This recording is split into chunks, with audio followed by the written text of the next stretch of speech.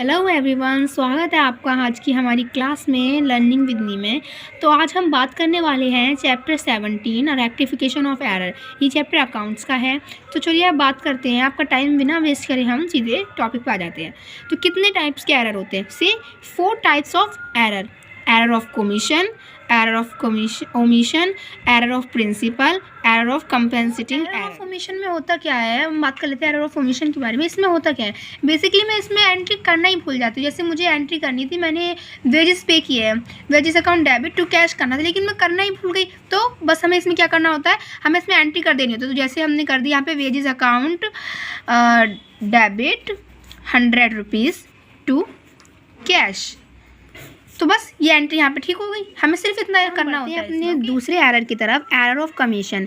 इसमें होता क्या है कि बेसिकली मैं ना नाम में मिस्टेक कर देती हूँ। मुझे किसी और के नाम से करना था, किसी और के नाम से कर दिया। इसमें मैं हमेशा यही मिस्टेक करती हूँ। जैसे यहाँ पे भी एक एंट्री है, cash receive from Rajesh 2150 was credit to Brajesh, यानी कि रिसीव तो राजेश से हुआ था लेकिन ब्रजेश को क्रेडिट कर दिया। तो इसकी जो हमारी करेक्ट एंट्री होगी वो होगी cash account debit 2150 to Rajesh 2150।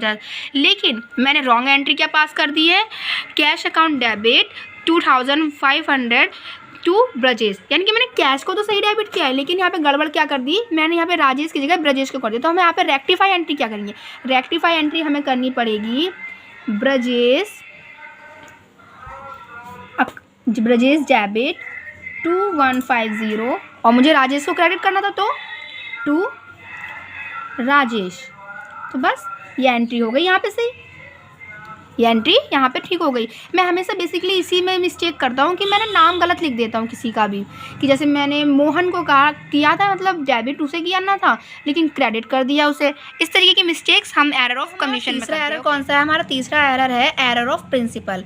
इसमें मैं क्या करता हूँ, बेसिकली मैं इसमें प्रिंसिपल को ही चेंज कर देती हूँ। जैसे कि अभी मैंने सेल करी थी और उसको ट्रीट कर लिया ऐसे जैसे मुझे कैश रिसीव्ड हुआ था, ठीक है। अब मैंने सैलरी के लिए कैश पे किया था लेकिन उसको ट्रीट किया ऐसे जैसे मैंने उसका ट्रैवलिंग एक्सपेंस पे कर दिया हो।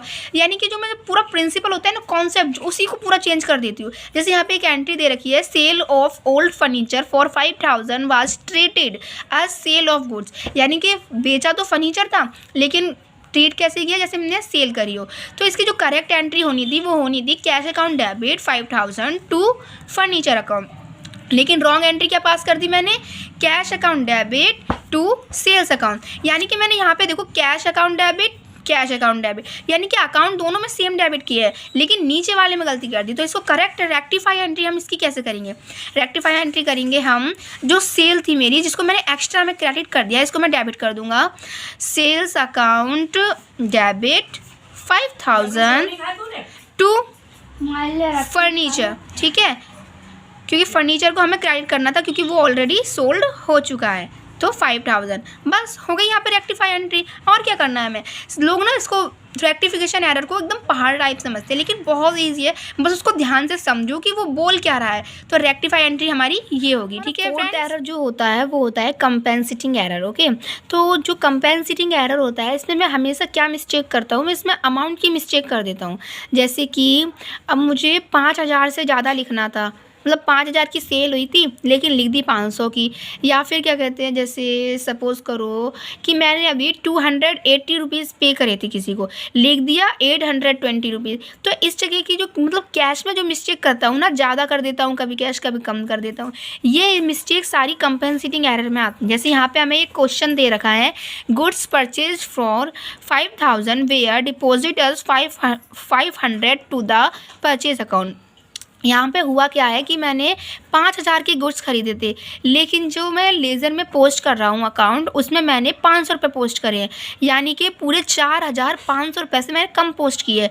यहाँ पे तो बात पोस्टेड की हो रही है, अगर यही बात होती है हमारी रिकॉर्डिंग की तो क्या होता, तो मैं ये लिखती कि मैंने परचेज़ तो करी 5000 की लेकिन नोट कितने की करी, 500 रुपये की। तो हमें फिर से purchase account debit to cash करना पड़ता है, ठीक है। लेकिन यहाँ पे हमने क्या करी, पोस्टिंग में गलती करी है। अब जब पोस्टिंग में गलती करी है तो ये वन साइडेड एरर हो गया। वन साइडेड एरर को हम ठीक कैसे करते हैं, PURCH परचेजेज अकाउंट डेबिट। अब डेबिट कितने के लिए करेंगे, 5000 के? बिल्कुल नहीं, 500 का हम ऑलरेडी कर चुके हैं, तो हम यहाँ पे कितने करेंगे 500 माइनस करेंगे तो आएगा 4500। ओके, अब नीचे क्रेडिट क्या करें, सबका ये सवाल होगा ना। अब क्रेडिट हम सस्पेंस अकाउंट करेंगे। सस्पेंस अकाउंट जब बनाया जाता है जब वन साइडेड एरर होता है, जिसका कोई नहीं होता उसका सस्पेंस होता है। अब जैसे यहाँ पे नीचे क्रेडिट करने के लिए कुछ भी नहीं है तो हम टू सस्पेंस अकाउंट कर देंगे। सस्पेंस अकाउंट का कोई भी वो नहीं होता कि हाँ ये डेबिट ही होगा खाली क्रेडिट होगा, इसका कोई भी अपना वो नहीं है, ये किसी भी अकाउंट में कहीं भी लग जाता है।